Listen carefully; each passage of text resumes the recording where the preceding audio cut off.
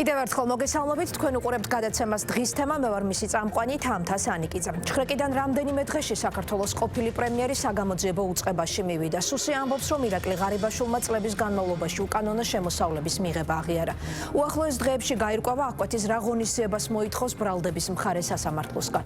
ჯერ არ კონკრეტდება, რას ეხება სისხლის სამართლის რამდენიმე საქმე, ცნობილია მხოლოდ ის, რომ ექს-პრემიერის გარდა გამოძიებას შეკითხვები აქვს სახელმწიფო უსაფრთხოების სამსახურის ყოფილ ხელმძღვანელ გრიგოლი ლუაშვილთან და ყოფილ მთავარ პროკურორ ოთარ ფარცხალაძესთან. რას უკავშირდება თვითმმართველობის არჩევნების შემდეგ აღძრული საქმეები ყოფილი პრემიერის და ექს-მაღალჩინოსნების წინააღმდეგ.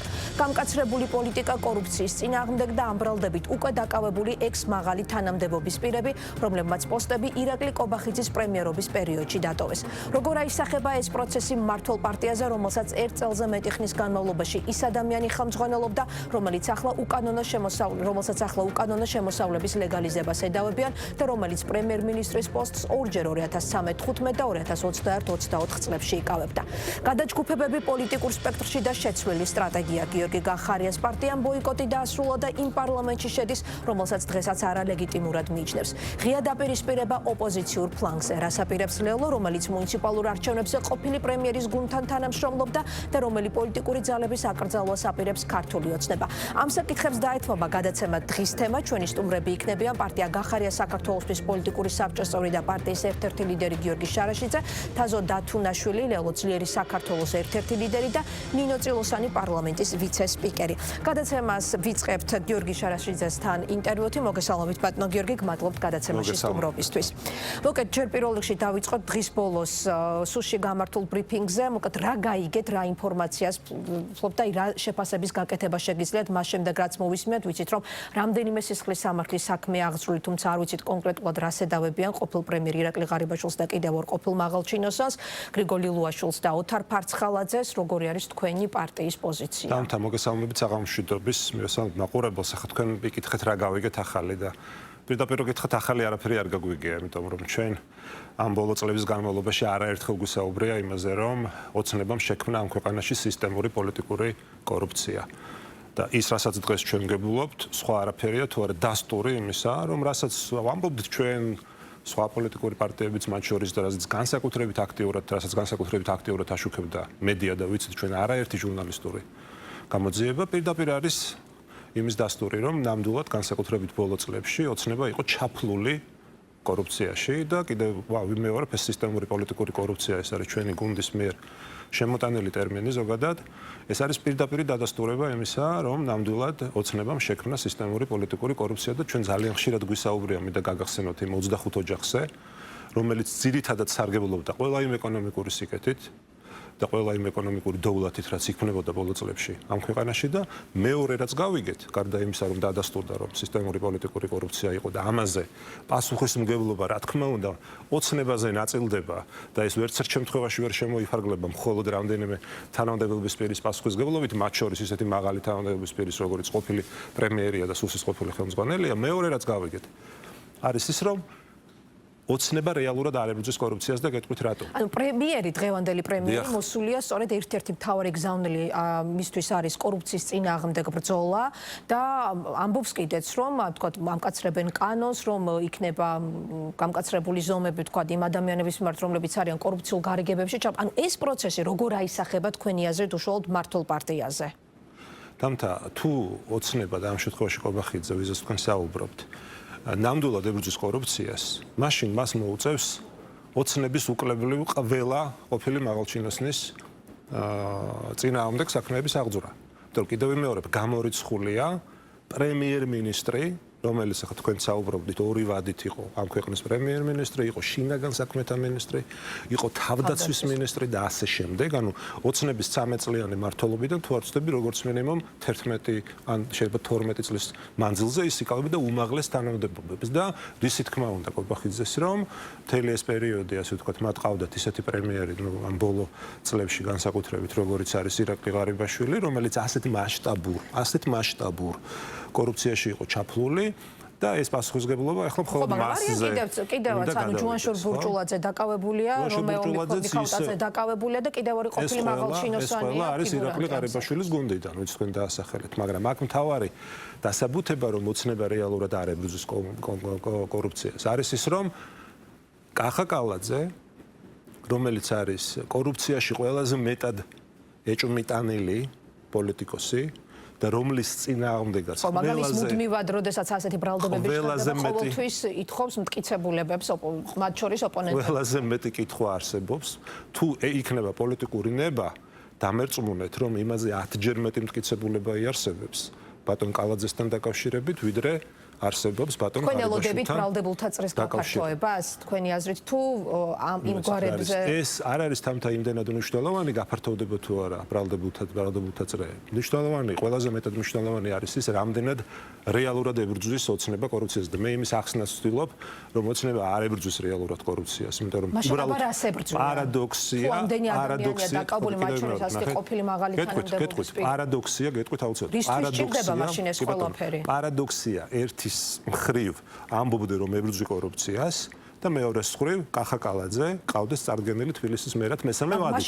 ფაქტობრივად ვის საარჩევნო კამპანიაში ღებულობდე მონაწილეობას. რისთვის სჭირდება და ახლა გეტყვით. ეს ყველაფერი რა თქმა უნდა ემსახურება მხოლოდ და მხოლოდ ინტერესთა გადანაწილებას და გავლენების გადანაწილებას, მათ შორის ეკონომიკური ინტერესების გადანაწილებას. ეს არის მხოლოდ და მხოლოდ ის 25 ოჯახი ჩვენ ვიზაც ხშირად გვისაუბრია არ არის რა თქმა უნდა ჰაერიდან მოტანილი და ეხლა შეიძლება ვნახოთ 25 ოჯახის მაგალითად ცოტა არ ვიცი პირობითად 50 ოჯახი ვიზაც შეიძლება გადანაწილდეს მთელი ეს ეკონომიკური დოვლათი, იმიტომ რომ სხვა შემთხვევაში მართლაც პარადოქსია, ერთის მხრივ იყოს საკმაოდ მისაღები და ნორმალური ეკონომიკური ზრდა და იყოს ეკონომიკური ასე ვთქვათ სიტუაცია მეტნაკლებად გაუმჯობესებული ქვეყანაში და ამ დროს ჩვენი ქვეყნის რიგითი მოქალაქეები ისევ გაჭირვებაში ცხოვრობდნენ და ისევ ციღარებაში ცხოვრობდნენ.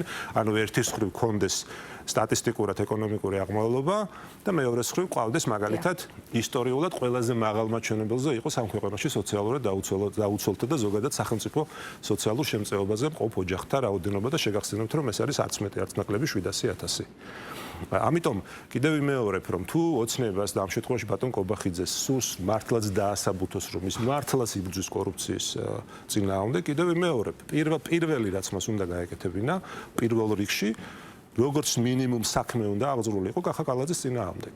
და კახა კალაძის ჩვენებას აღიარებას უნდა ვისმენდეთ ახლა ჩვენ დღეს და არა მხოლოდ ღარიბაშვილის თორე ღარიბაშვილის თქვენს ლიდერამდეც მივიდნენ, იმიტომ რომ ისიც იკავებდა პრემიერის პოსტს, ისიც იყო მანამდე შინაგან საქმეთა მინისტრი, ასევე ყოფილი პრემიერ-მინისტრი, თავდაცვის მინისტრი იყო თქვენი ლიდერის პრემიერობის დროს. ბატონო, თანთა ოცნებისგან ხა ყველაფერი მოსალოდნელია და არაფერს არ გამოურიცხავთ, მაგრამ ვინ და ხა გიორგი გახარიას წინააღმდეგ ხა კორუფციაზე საუბარი, მე მგონი ეს ცოტა ღიმილის მაგურელიც არის. კორუფციასთან დაკავშირებით რამე ფაქტი რო ქონოდა ოცნებას გახარიას წინააღმდეგ, აქამდე არაერთხელ გამოიყენა და ჩვენ ვიცით ის სისხლის სამართლის საქმე, რომელიც აღძრული არის და ამ შემთხვევაში თქვენი ლიდერი ფიგურირებს. მას შემდეგ ძალიან ხშირად გახსენებენ თქვენ მართველი გუნდიდან, რომ თქვენი ლიდერი არის წასული ქვეყნიდან. რეალურად, ანუ ახლა გერმანიაში იმყოფება ეს ვიცით, რა მისიით არის იქ და უკავშირდება თუ არა მისი ყოფნა და თვეების წინ სამშობლოდან გამგზავრება სწორედ ამ სისხლის სამართლის საქმეს, რომელიც მის წინააღმდეგ აღიძრა. რა თქმა უნდა უკავშირდება. იმიტომ რომ ეს სისხლის სამართლის საქმე რაც არის აღძრული, ნუ ბუნებრივია, ეს არის იმდენად, როგორც გითხრათ, იმდენად არა. თავის არიდებად შეაფასა მართლმა გუნდმა და გაქცევათ. არა ნახეთ, დღეს ოცნება არის იმდენად არაადეკვატური, ავტოკრატიული რეჟიმი, რომ ახლა ამდვილად ჯობს პოლიტიკოსმა ყველაფერი გააკეთოს იმისთვის, რომ შეინარჩუნოს ხალხთან კომუნიკაცია, შეინარჩუნოს პარტიის მართვა და დღეს ერთ-ერთი რასაც გიორგი გახარია აკეთებს არის ის, რომ ახლა იმაზე აღარ ვსაუბრობ, რომ რა თქმა უნდა ის ევროპაში ყოფნას იყენებს იმისთვის, რომ დაიცვას და გადაარჩინოს ჩვენი ქვეყნის ევროპული მომავალი და არაერთი შეხვედრა ჩაუტარებია მას იყოფნის პერიოდში, მაგრამ ამასთან ერთად ის ინარჩუნებს აქტიურად არის ჩართული როგორც პარტიის მართვაში, ასევე ზოგადად საზოგადოებასთან ურთიერთობაში, იმიტომ იცით თქვენ არაერთი ინტერვიუ ოპოზიციასაც ვერ არწმუნებთ, ისინიც გაქცეულად მიიჩნევენ და ფიქრობენ, რომ რეალურად მან ქვეყანა დატოვა და გაქცეული ოპოზიცია, მე ვიცი ის ოპოზიცია და ის ოპოზიციონერი ეგრეთ წოდებული ლიდერები, რომლებიც მაგალითად არანაირი პასუხისმგებლობის აღებას არ აპირებენ საკუთარ თავზე იმ იმ მავნებულ პროვოკაციაზე, რაც მათი უშუალო მონაწილეობით მოხდა 4 ოქტომბერს, ხო? ანუ ეხლა თუ ისინი ვინმეს გაქცევაზე და პასუხისმგებლობისგან თავის არიდებაზე საუბრობენ, პირველ რიგში კეთილი იმება. მაგრამ ნაციონალური მოძრაობა ამბობს, რომ ორგანიზატორი არ იყო, მხარდამჭერი იყო უბრალოდ ატაბურჭულაძის გეგმის. ახლა ამბობს თამთა ამას, თორემ თქვენ ნახეთ ნებისმიერი მათი ინტერვიუს, სადაც პირდაპირ ამბობენ, პირდაპირ იღებენ საკუთარ თავზე პასუხისმგებლობას და ამბობენ, რომ დიახ, ისინი იყვნენ არიან და იყვნენ ორგანიზატორები ამ აქციის. ახლა ეს დიდი ბოდიში, ახლა ამის გატარება ესე აღარ გამოვა. ჩვენ თქვით ერთხელ, რომ ეს ფურცელი საქართველოს უახლოეს პოლიტიკური ისტორიის ფურცელი ასე ვერ გადაიფურცლება.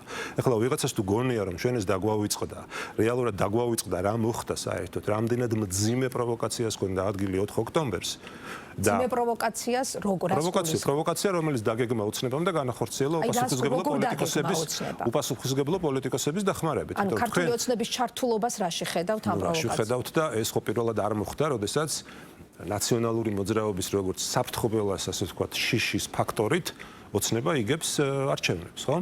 თუმცა ჩვენ არჩევნებამდე ვამბობდით იმას, რომ თუ ვინმეს და ეხლა იცით თქო რომ ჩვენ გვიწევდა ბოიკოტის, ასე ვთქვათ, საწინააღმდეგო უпроსოდ არჩევნების საწინააღმდეგო კამპანიასთან გამკლავება და ვაღიარეთ კიდეც რომ სამწუხაროდ ვერ შევძელით ჩვენ ბოლომდე დაგორწმუნებინა საზოგადოების უდიდესი ნაწილი რომ ბოიკოტი იყო შეცდომა, არჩევნების ბოიკოტს გულისხმობდა. მაშინაც ვამბობდით რომ თუ ვინმეს აწყობდა აი ამ მშვიდობიან ეგრეთ წოდებულ ამ საერთოდ გაუგებარ რაღაცა სცენარზე საუბარი, თუ ვინმეს აწყობდა ეს პირველ რიგში იყო ოცნება. რატო არ ებადება მაშინ? როგორ ჩაერთო, როგორ მოაწყო თქვენ ამ პროვოკაციამ ამ ტექნიკურ დეტალებში ვერ შევალ და არც არის ეს მგონი ჩვენი გადაცემის თემა, მაგრამ ეს არაერთხელ გაუკეთებია, მე შედეგებიდან გამომდინარე ვსაუბრობ და ვსაუბრობ თუნდაც იმ დაკვირვებებიდან, რომ მშვიდობიანი დამხობის და ზოგადად ბოიკოტის იდეის პროპაგანდას სახელმწიფო მედია კიდევ უფრო მეტად ეწეოდა ვიდრე ოპოზიციური მედია.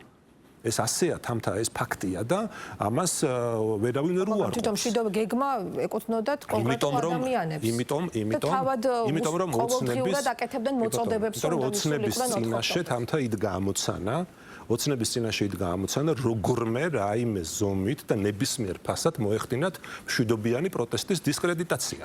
იმ პროტესტის მაგრამ მშვიდობიანი დამხობა ის ხო ხელისუფლებას არ უთქვამს ეს ფრაზა თქვენს ორგანიზატორებმა და გასაგებია, მაგრამ ნუ ახლა ხელისუფლება იმის ხელისუფლებაა და სუსი იმის სუსია, რომ თუ ის მოინდომებს ყველაფერს დაგეგმავს, ხო? ახლა თავის პირით ნათქვამს ხშირად ჯობია მათ შორის ეგრეთ წოდებული ოპოზიციონერის მიერ ნათქვამი. ბატონო გერგაი, თქვენ ბოიკოტის ახსენეთ, მინდა ხომ თავარ თემაზე გადავიდეთ, იმიტომ რომ დრო მაინც შეზღუდული გვაქვს. ბოიკოტი ახსენეთ. თქვენ გადაწყვეტეთ, რომ 1 წლის წინ მიღებული გადაწყვეტილება პარლამენტის მანდატების არ გამოყენების შესახებ გამოიყენოთ და უკვე სავარაუდოდ მომდევნო კვირას უკვე თქვენ შეხვალთ პარლამენტში და შეუდგებით საკანონმდებლო საქმიანობას. ანუ თქვენ აღიარებთ უკვე პარლამენტის ლეგიტიმაციას, რომელსაც მანამდე არალეგიტიმურად მიიჩნევდით თუ ახლაც მიიჩნევთ? არა, თამთა. ოცნება არის არალეგიტიმური, პარლამენტი არის არალეგიტიმური, ჩვენ აღიარების ნაწილში არაფერი შეგვიცვლია. ერთადერთი რასაც ვაღიარებთ და რაც უნდა ბატონო გერგაი, ანუ თქვენ იქნებით არალეგიტიმური პარლამენტის წევრები? რაც უნდა ვაღიაროთ, ჩვენ არის შემდეგი რამე. უნდა ვაღიაროთ ის, რომ დღეს ოცნება რეალურად მართავს ქვეყანას. დღეს ოცნება ღებულობს კანონებს და ოცნება აკონტროლებს ყველა სახელმწიფო ინსტიტუტს და მათ შორის ოცნების ხელში არის კონსოლიდირებული ძალაუფლება სრულად და ამ სახელმწიფო ინსტიტუტების განსაკუთრებით სამართალდამცავი სისტემის სრული კონტროლის პირობებში აი ამ პარლამენტის არალეგიტიმური პარლამენტის მიერ მიღებული კანონების აღსრულებასაც ახდენს სრულად ოცნება. აი ამ ფაქტს და ამ რეალობას ვაღიარებთ თამთა და ჩვენ ვერავინ ვერ აგვიკრძალავს იმას, რომ თუნდაც არალეგიტიმურ პარლამენტში შევიდეთ და ვიბრძოლოთ აი ამ მოძალადე ავტოკრატიული რეჟიმის როგორი სტატუსით წარგადგინოთ შემდეგ უკვე აი როდესაც არალეგიტიმური პარლამენტის წევრები თუ აი როგორ ეს თქვენი გადასაწყვეტია. პარლამენტი ლეგიტიმური არის თუ არალეგიტიმური, დღეს ეს აქტუალური აღარ არის თამთა. დღეს თქვენ ინტერვიუ დაიწყეთ იმ კითხვებით, რაც ეხებოდა სულში და პროკურატურაში ჩატარებულ ოპოზიცია, რომელიც დღემდე ბოიკოტის მომხრე ამბობს, ამით თქვენ ხელისუფლების ლეგიტიმაციას ამყარებთ და ამ ოპოზიციას ბოდიშვიხტი გაწყვეტინებთ თამთა, ამ ოპოზიციას ჩვენ პასუხობთ. რომ თუ ვინმე დღეს ლეგიტიმაცია მისცა ოცნება პირველ რიგში არიან ისინი საკუთარი უპასუხისმგებლო მოქმედებებით რაც ჩაიდინეს 4 ოქტომბერს. ხომ არ იყენებთ თქვენ 4 ოქტომბრის გეგმას, იმიტომ რომ აი თქვენ მუდმივად ლიდერები ამბობთ რომ აი 4 ოქტომბერმა საბოლოოდ გაგიმყარათ გადაწყვეტილება რომ უნდა დაბრუნებული შესულიყავით პარლამენტში. ხომ არ იყენებთ საბაბად 4 ოქტომბერს, იმიტომ რომ მანამდეც თქვენ უკვე მიდიოდით მაინც ესეთი გარკვეული ფრთხილი მიდგომებით იმ გადაწყვეტილებამდე, ანუ არ იყო თქვენი გადაწყვეტილება მოულოდნელი, იმიტომ რომ ბოლომდე არ ჩახსენით საპარლამენტო სია და დაიტოვეთ თეორიული შესაძლებლობა ნებისმიერ დროს საკანონმდებლო ორგანოში შესვლის. გარდა ამისა, 2 თვის წინ თქვით რომ შეცდომა იყო საპარლამენტო ბოიკოტი. ანუ მაინც ველოდებოდით თქვენგან ამ გადაწყვეტილების თქმა უნდა ველოდით, მაგრამ ჩვენ ხო 4 ოქტომბრამდეც 4 ოქტომბრამდეც რა თქმა უნდა ვამბობდით. მეცაც გეტყვით.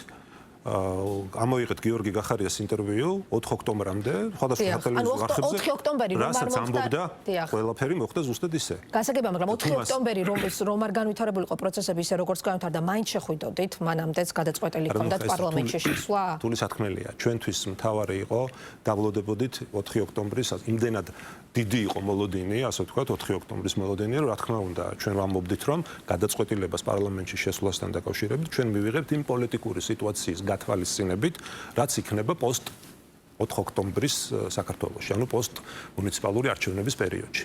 მაგრამ მოხდა ის, რასაც, როგორ გითხრათ, ველოდით, მაგრამ ასეთ წარმოუდგენელ უპასუხისმგებლობასაც არ ველოდით.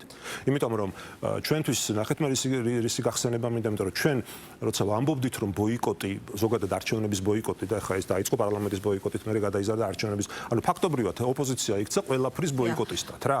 ანუ არა მარტო საერთოდ ყველაფრის, ხომ? და შიხში შეიყვანა ამ ყველაფერმა. პოლიტიკური პროცესი მოკლა. მოკლა, რა თქმა უნდა, მოკლა, კი ბატონო. 1 წლის წინ არ უშვებდით ამ ასე მოვლენების განვითარებას, რომ 1 წლის წინ ჩვენ მივიღეთ კანონმდებლობით კონსტიტუციით გათვალისწინებული ასე ვთქვათ პროტესტის ფორმა გამოხატეთ, რაც იყო პარლამენტის ბოიკოტი. იმიტომ რომ ჩვენ ვამბობდით და ერთადერთი ძალავა იცით თქვენ, ვინც არ გააუქმა მანდატები, ვინც არ ჩახსნა სია. ანუ რა თქმა უნდა, ეს თავისთავად ნიშნავდა იმას, რომ ჩვენ ოცნების გადასაწყვეტს არ გავხდით ჩვენს მანდატებს და საჭიროების შემთხვევაში ამ მანდატებს გამოვიყენებდით.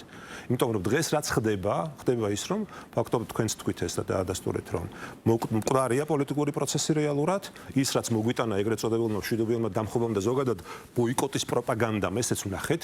ოცნებას ჰქონდა სერიოზული პრობლემები ლეგიტიმაციის, მაგრამ 4 ოქტომბრის შემდეგ მას მიეცა დამატებითი საბაბი თამთა რომ საკუთარ ამორჩეულში ხალხში ქართულ საზოგადოებაში დაასაბუთოს დამატებით კიდევ მეტად დაასაბუთოს თავის საკუთარი ავტოკრატიული არალეგიტიმურად რჩება თქვენთვის ისევ პარლამენტი. ანუ თქვენ დეპუტატად უნდა წარგადგინოთ თუ აი როგორი სტატუსი უნდა გქონდეთ მომდევნო კვირიდან თქვენს 12 თანაპარტიელს. აი თქვენ გადაწყვეტეთ როგორ წარგვადგენთ, მაგრამ აი თქვენ როგორ უნდა წარადგინოთ თქვენი. ნუ რა თქმა უნდა ასეა. რადგან შევდივართ პარლამენტში, დეპუტატები იქნებით. ეს ტექნიკური დეტალი არის მნიშვნელოვანი, რა თქმა უნდა, ჩვენ ვიქნებით დეპუტატები, მაგრამ თუ დეპუტატი იქნებით, ესე იგი პარლამენტი ლეგიტიმურია, ხო? ახეთ კიდევ მეორე.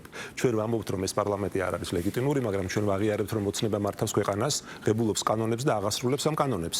და შესაბამისად, როდესაც ვხედავთ, რომ არის ჩიხი, როდესაც ვხედავთ, რომ რადიკალიზმმა დაპირისპირებამ, სიძულვილის ენამ, აი ქუჩის პროტესტმა, რაც თავისთავად არაფერი ამაში ცუდი არ არის და მხოლოდ მივესალმებით თუ მშვიდობიანი ფორმაა, მაგრამ იმ ფორმით რაც ვიხილეთ 4 ოქტომბერს, არა თუ არაფერი მოუტანა ოპოზიციას, არამედ პირიქით კიდევ უფრო დაასუსტა ოპოზიცია და კიდევ უფრო გააძლიერა ოცნების ავტოკრატიული რეჟიმი. ამ შემთხვევაში ამის გარკვევა მინდა ჩვენი პასუხისმგებლობა არის შესვლა და ბრძოლა შიგნიდან.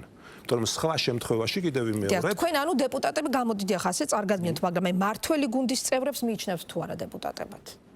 ქართული ოცნების წევრებს.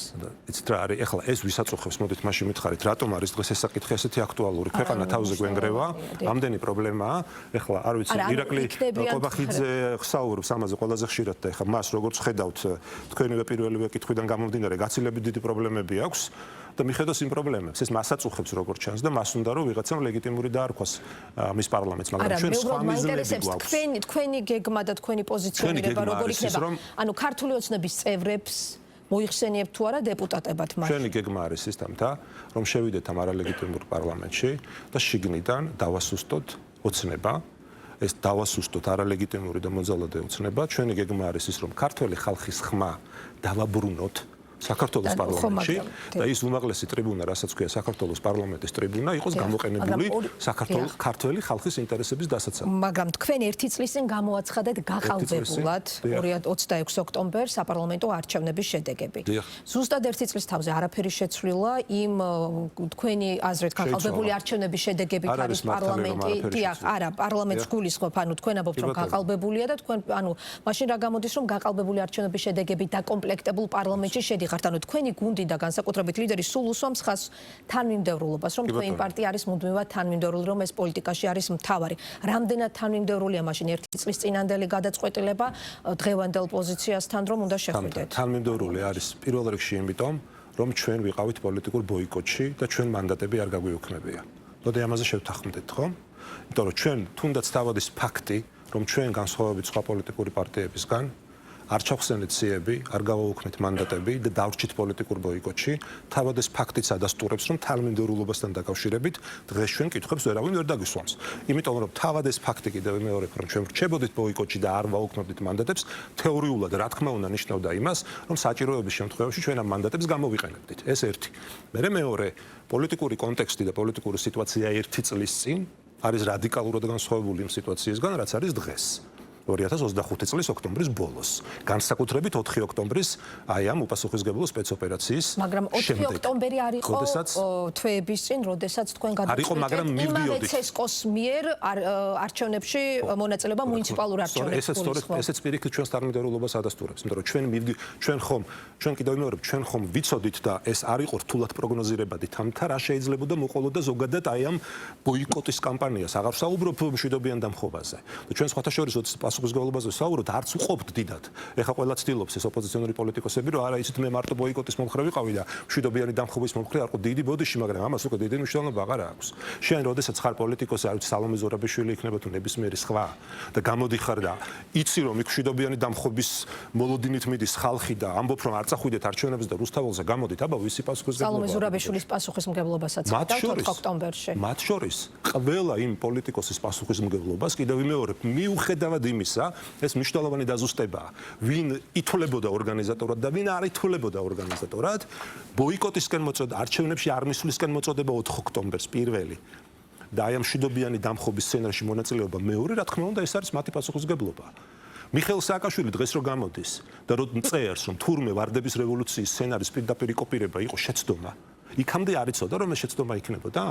იმიტომ რომ როდესაც ჩვენ ვამბობდით რომ რევოლუცია ამ ქვეყანაში აღარ უნდა მოხდეს, ყველა გვეუბნებოდა როგორ, ხო ვიცით ჩვენ ერთი რევოლუცია, ვარდების მშვიდობიანი რევოლუცია. ჩვენ მე თვითონაც გამიცია პასუხი რომ ეს სხვა დრო იყო აბსოლუტურად და დღეს არ შეიძლება ამის გახსენება და დღეს თურმე სააკაშვილი ამბობს რომ აი ეს შეცდომა იყო და არავინ არ უნდა იფიქროს რომ შეიძლება ვარდების რევოლუციის კოპირება პირდაპირ. მცირე დრო დაგვრჩა 2021 წლისგან განსხვავებით გაუარესდა თქვენი შედეგები მუნიციპალურ არჩევნებში, იმიტომ რომ თბილისში ვერც პროპორციულ და ვერც მაჟორიტარული წესით ვერ მოხვდით საკრებულოში და მანდატი ვერ მიიღეთ. ეს არ არის დამაფიქრებელი შედეგი? რა თქმა უნდა არის. და რატომ რას უკავშირებთ ასეთ შედეგს? ჩვენ განსხვავებით აი იგივე სხვა ამ უპასუხისმგებლო პოლიტიკოსებისგან ჩვენ შეცდომის აღიარების ერთი და მეორე პასუხისმგებლობის საკუთარ თავზე აღების პრობლემა არასდროს და ამის კომპლექსი არასდროს არ გქონია. და ჩვენ არჩევნების მეორე დღესვე გამოვედით და ვთქვით და ვისაუბრეთ იმ შეცდომებზე, რაც დაუშვით. ეხლა სხვა არის რომ კიდევ უამრავი კითხვა ამ არჩევნების შედეგებზე და ასე შემდეგ, მაგრამ ამაზე არ ვსაუბრობთ. რა თქმა უნდა, ძირითადად ეს იყო გამოწვეული, პირველი ეს იყო გამოწვეული ბოიკოტის კამპანიით და ჩვენ ვაღიარეთ შეცდომებზე მეკითხებით და გპასუხობთ რომ ჩვენ არ მოვიდა ვაღიარეთ ჩვენ ჩვენი ვაღიარეთ ჩვენ ვაღიარეთ ჩვენი მარცხი. ჩვენივე ამომრჩეველიც ვერ დააწმუნეთ. ჩვენ არასდროს ჩვენი და სხვის ამორჩეველი თამთა. ჩვენ წავაგეთ ბრძოლა საზოგადოებრივი აზრისთვის, როდესაც ვერ დავარწმუნეთ მოსახლეობის საკმარისად დიდი რაოდენობა იმაში, რომ ბოიკოტი იყო შეცდომა და რომ ისინი აუცილებლად უნდა მოსულიყვნენ არჩევნებზე, რადგან არჩევნები არის ხელისუფლების სრულების ერთადერთი ყველაზე სწორი, მშვიდობიანი და დემოკრატიული ინსტრუმენტი.